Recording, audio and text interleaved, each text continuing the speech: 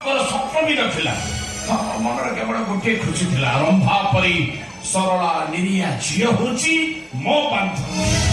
जहाँ सहित मु सब दुख सुख को शेयर करथली से बांधवी शेषे एते तक खुशी जे मो ये कथा मु केबे भी विश्वास करि पाथि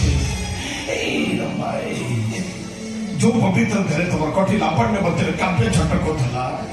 से पवित्र देह तुम नर्तमा करदेला सामान्य केईटा टका पाई एते पाठ साठ पढ़ी सारिबा परे निज देह को बिक्री करके तमे शेषे गोटे बेश्या पार्टी कर बेश्या आई गल और भाई बड़ा भाई अरे और भाई तो हाथ उठियो ओ मो शब्द तम हृदय को आखा पहुंचला सेठी पाइला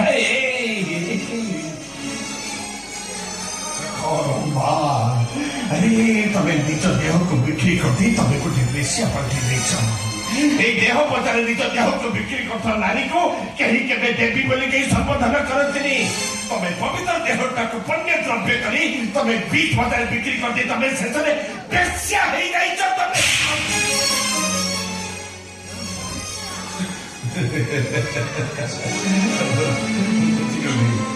पिलाटी देवर मारिबार अभ्यास था ताले तमरे चाहिए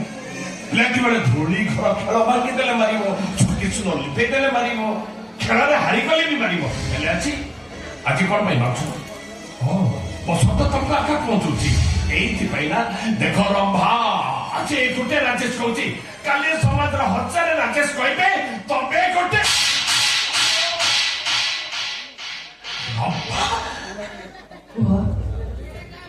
एटा पड़म काहे मारिली एथि पई मारिली ए दुनिया मते जहा कहूची मो सांग भी मते सेही कथा मो सांग मो देह को देखि समीक्षा कला हेले मो हृदय को चिन्हि पारलानी राजेश नारी रो त्याग विषय तमे केबे तर्जमा करिছো